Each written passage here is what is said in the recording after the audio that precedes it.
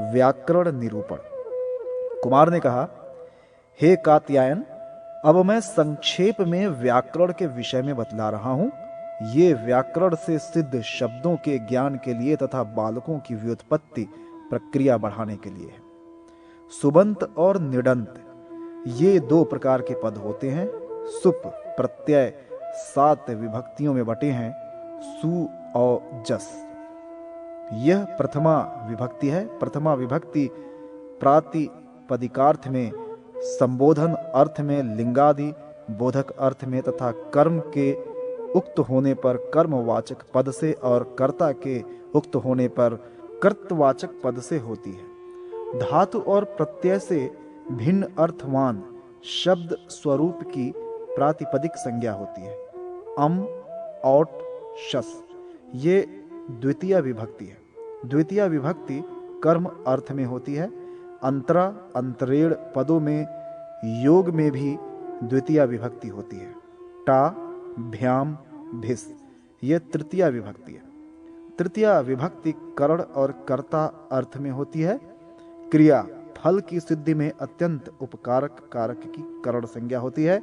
क्रिया के प्रधान आश्रय को कर्ता कहते हैं। ङे, भ्याम, भ्यस ये चतुर्थ विभक्ति है। चतुर्थ विभक्ति संप्रदान कारक के अर्थ में होती है। रुच्यर्थक धातु के योग में तृप्त होने वाले की ण्यंत, ध्री धातु के प्रयोग में उत्तमर्ण की एवं दान के उद्देश्य की संप्रदान संज्ञा होती है। रणसी, भ्याम, भ्यस ये पंचमी विभक्ति है। पंचमी विभक्ति अपादान कारक के अर्थ में होती है, जिससे पृथक हुआ जाता है, जिससे लिया जाता है, जिसके समीप से लिया जाता है या जो भय का हेतु होता है उसकी अपादान संज्ञा होती है। रणस, ओस और आम ये षष्ठी विभक्ति है। यह विभक्ति मुख्य रूप से स्वामी भाव संबंध में होती है। वस्तुतः संबंध सामान्य षष्ठी का अर्थ है। इस संबंध में एक शतम षट्यर्थाम षष्ठी विभक्ति के 100 अर्थ होते हैं। यह भाष्य अनुसंधेय है। ऋणी, ओस, सुप यह सप्तमी विभक्ति है। सप्तमी विभक्ति अधिकरण अर्थ में हुआ करती है। आधार की अधिकरण संज्ञा होती है। आधार औपश्लेषिक, वैषयिक और अभिव्यापक भेद से 3 प्रकार का होता है। वारणार्थक धातु के योग में इसिप्त और अनिसिप्त की भी उपादान संज्ञा होती है। वारणार्थक धातु के प्रयोग में जो इसिप्त अभिष्ट हो उसकी अपादान संज्ञा होती है तथा अनिप्सित अनिच्छित की कर्म संज्ञा होती है। कर्म प्रवचनी संज्ञक परि, अप, आंग के योग में तथा इतर, तृते, बिना, अन्य, दिक, दिशा वाचक शब्द का योग होने पर पंचमी विभक्ति होती है। प्रत्यांत के एन योग में द्वितीय विभक्ति होती है। कर्म प्रवचनीय संज्ञक पदों की योग में भी द्वितीय विभक्ति होती है। लक्षण अर्थ में इत्थम्भूत तथा आख्यान अर्थ में, वीप्सा अर्थ में प्रति, परि, अनु की कर्म प्रवचनीय संज्ञा होती है। हीन अर्थ में अनु की, अधिक अर्थ में उपसर्ग की कर्म प्रवचनीय संज्ञा होती है। अध्ववाचक शब्द के कर्म में और गत्यर्थक धातु के कर्म में द्वितीय तथा चेष्टा अर्थ में चतुर्थ विभक्ति होती है। दिवादिगण में पठित मन धातु के कर्म में अनादर के तात्पर्य से अप्राणिवाचक पद में द्वितीय और चतुर्थ विभक्ति होती है। नमः, स्वस्ति, स्वाहा, स्वधा, अलम और वषट का योग होने पर तथा तादर्थ के योग में चतुर्थ विभक्ति होती है। भाववाची तदर्थ से विहित तुमुन प्रत्ययांत से चतुर्थी होती है। सह शब्द से युक्त और विकृत अंगवाचक शब्द में तृतीया विभक्ति होती है। कालार्थक तथा भावार्थक शब्दों में सप्तमी विभक्ति के प्रयोग का विधान है, किंतु षष्ठी विभक्ति का भी प्रयोग इन अर्थों में किया जाता है। स्वामी, ईश्वर, अधिपति, साक्षी, दायाद, प्रतिभ और प्रसूत, इन शब्दों के योग में षष्ठी एवं सप्तमी विभक्ति होती है। निर्धारण अर्थ में षष्ठी तथा सप्तमी दोनों विभक्ति होती है। हेतुवाचक शब्द के प्रयोग में हेतु घोत्य होने पर मात्र षष्ठी विभक्ति होती है। स्मरणार्थक धातु के कर्म में और प्रत्ययनार्थक क्री धातु के कर्म में तथा शेषत्व की विवक्षा में षष्ठी विभक्ति ही होती है।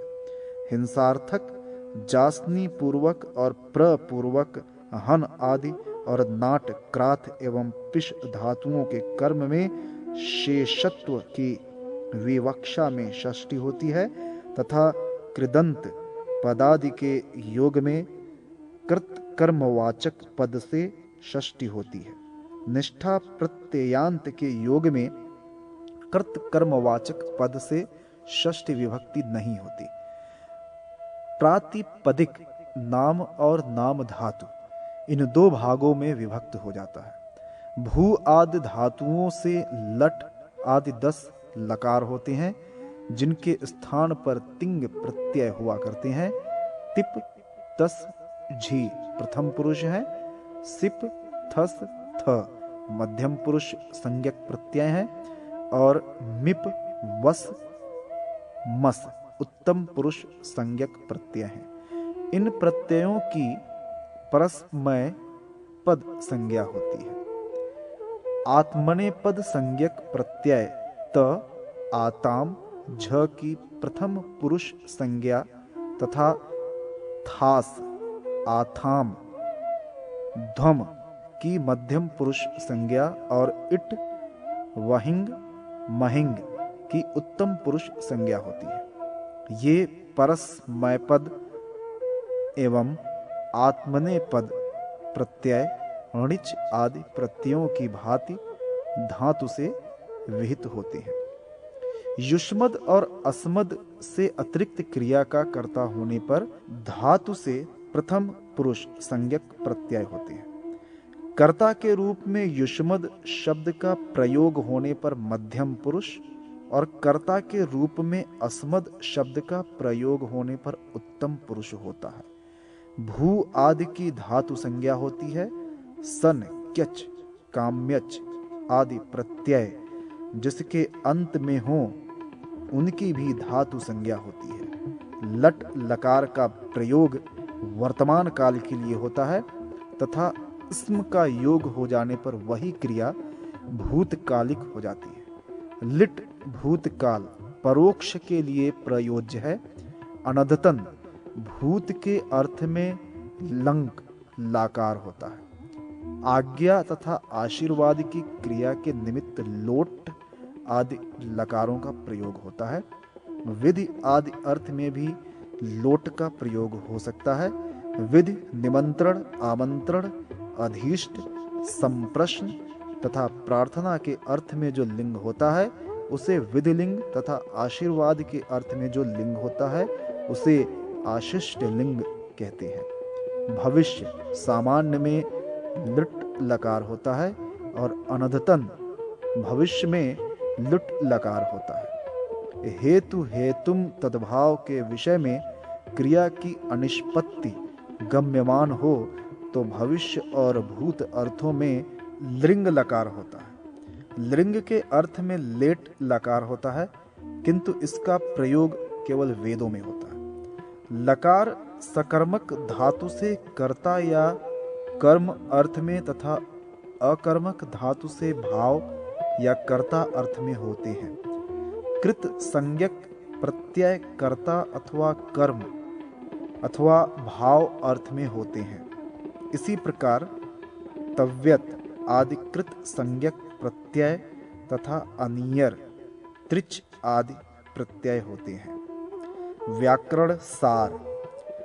सूत जी ने कहा, हे विप्रो, अब मैं संहिता आदि से युक्त सिद्ध शब्दों को बतलाने जा रहा हूं, आप उसे सुने। सागता वीदम सुत्तमम पित्तर्षभ लृंकार, इन पदों में दीर्घ संधि है। लांगलीशा मनीषा यहाँ पर रूप संधि है। इसी प्रकार गंगोदकम यहाँ गुण हुआ है। तवलकार यहाँ गुण।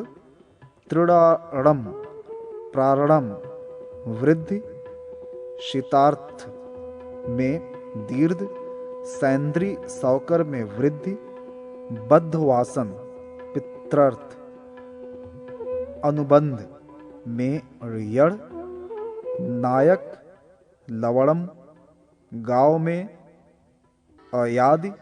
यते गुण त ईश्वरा में अय और यलोप, ये शब्द स्वर संधि के उदाहरण हैं। देवी गृहमथो अत्र अवेहि पटु इमौ, इनमें प्रकृति भाव है। अश्वा षड्यस्य जष्ट्वा तन्न अनुनासिक। वाक चतर्व षण्ड दलानि जष्ट्वा। तच्चरेत श्रुच्छित तत्र तल्लुनाति परस्वर्ण। तज्जलम श्रुच्छुत। तक्षम शानकम छत्व शुच्युत्व। सुगंधड़त्र पच्चन्नन नुट आगम। भवाश छादयति अनुस्वार सुट श्रुच्युत्व। भवान झनकर परस्वर्ण। भवान स्तरति अनुस्वार सुट। भावांग लिखित पारस्वर्ण। तांचक्रे श्रुच्युत्व। भवाश्चेति श्रुच्युत्व। भवांडीनम। त्वंतरसि त्वंकरोषि पारस्वर्ण, ये व्यंजन संधि के उदाहरण हैं। सदाचरणम दीर्घ। कश्चरेत श्रुच्युत। कृष्टकारेण हृष्टत्व। ककुर्यात कफले जिह्वा मूलीड़ विसर्ग। कश्येत श्रुच्युत। कषंड षष्टत्व। कस्कः सत्व। क इहात्र क एवाहु। देर्वा आहु भो व्रज। ऋत्व यत्व यलोप। स्वयंभू विष्णु वर्जति। ऋत्व गेशपति शत्व। धुरपति ऋत्व कुटिच्छाया तुक श्रुच्युत तथा छाया तुक विकल्प, ये विसर्ग संधि के उदाहरण हैं। समास 6 प्रकार के होते हैं। द्वंद्व, द्विग, तत्पुरुष, कर्मधाराय, बहुव्रीहि, अव्ययी भाव। सद्विज, स्वदिज, कर्मधाराय, त्रिवेद, त्रयाणाम वेदाम, समाहार, द्विगु। तत्कृतम, तदर्थ, वृक्क भीति, यद्धनम, ज्ञान दक्ष। इनमें क्रमशः तेन, कृत, तस्मै, अर्थ, वृक्काद, भीति, यस्य धनम, ज्ञान दक्ष। इस व्युत्पत्ति से तृतीया, चतुर्थी, पंचमी, षष्ठी तथा सप्तमी तत्पुरुष समास है। तत्वज्ञ में बहुव्रीहि तथा अधिमान में अव्ययी भाव समास है। देवर्षि मानवा में देवश्च, ऋषिश्च, मानश्च। इस व्युत्पत्ति से द्वंद्व समास है। पांडव, पांडो अपत्यमिति, पांडव इत्यर्थे अण।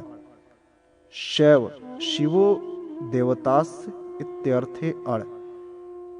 ब्राह्यम, ब्राह्मण, भाव, कर्म इत्यर्थे त्यज तथा ब्रह्मता, ब्राह्मण भाव इत्यर्थे तल आदि तद्वित प्रत्ययांत शब्द हैं। देव, अग्नि, सखी, पति, अंश, क्रोष्टा, सियार, स्वयंभुव, पितृ, नृ, प्रशस्ता, प्रशंसक, रय, धन, गौ और ग्लौ, चांद्रमा, ये अत्यंत पुल्लिंग के सिद्ध शब्द हैं। अश्वयुक्त, घोड़े से युक्त, क्षमाभुक, पृथ्वी का उपभोग करने वाला राजा, मरुत, पवन, क्रव्याद, मृगव्यध, मृग का पीछा करने वाला शिकारी, आत्मन, राजन, राजा, यव, पंथा, मार्ग, पूषण, सूर्य,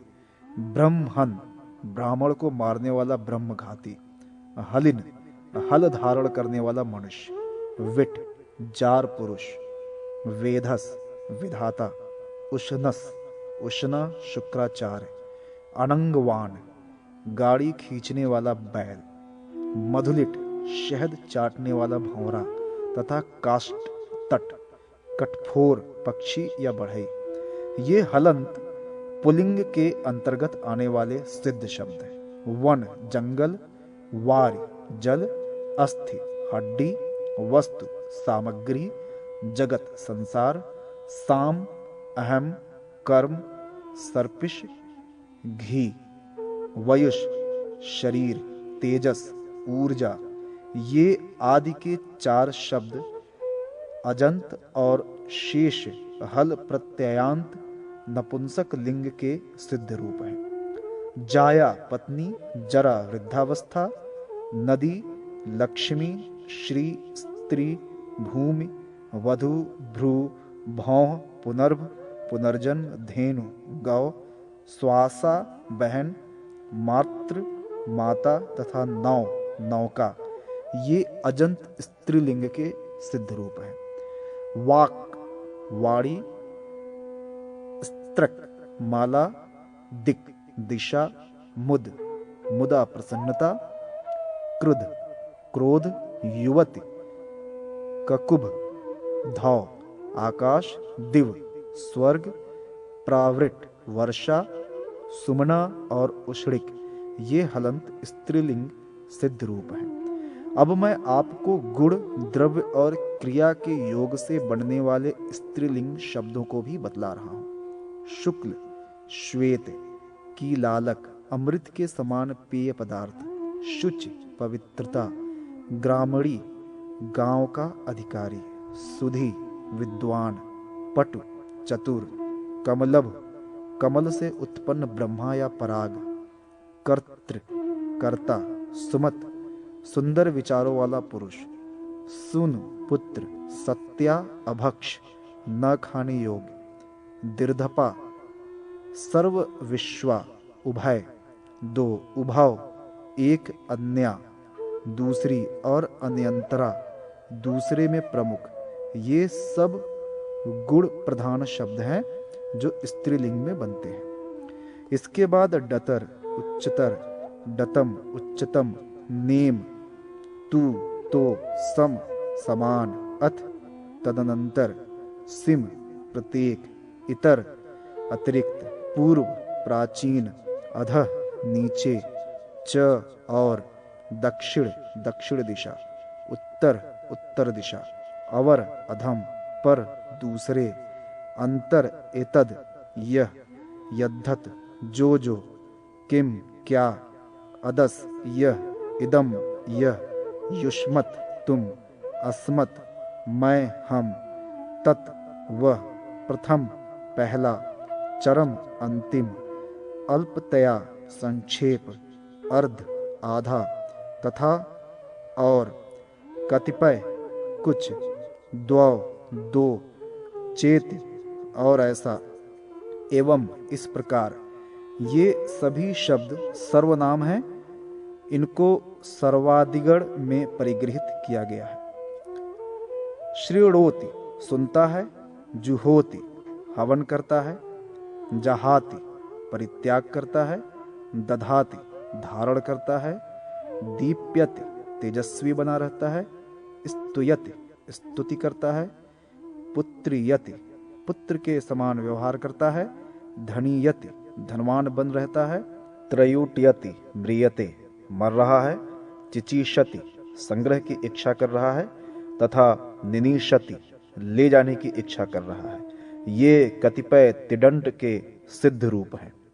सर्व शब्द के प्रथमा विभक्ति के बहुवचन में सर्वे, चतुर्थी विभक्ति के एक वचन में सर्वस्मय, पंचमी विभक्ति के एक वचन में सर्वस्मात्, षष्ठी विभक्ति के बहुवचन में सर्वेशाम रूप बनता है। इसी प्रकार विश्व आदि शब्दों को भी आप जानें। पहले कहे गए पूर्व शब्द के प्रथमा विभक्ति के बहुवचन में पूर्वे, पूर्वा, पंचमी विभक्ति के एक वचन में पूर्वस्मात् और सप्तमी विभक्ति के एक वचन में पूर्वस्मिन रूप बनता है। सूत जी ने कहा है, हे ऋषियों, सुबंत और तिडंत पदों के सिद्ध रूप का वर्णन नाम मात्र ही किया गया है। कुमार से इस व्याकरण को सुनकर कात्यायन ने इसको विस्तार पूर्वक कहा था।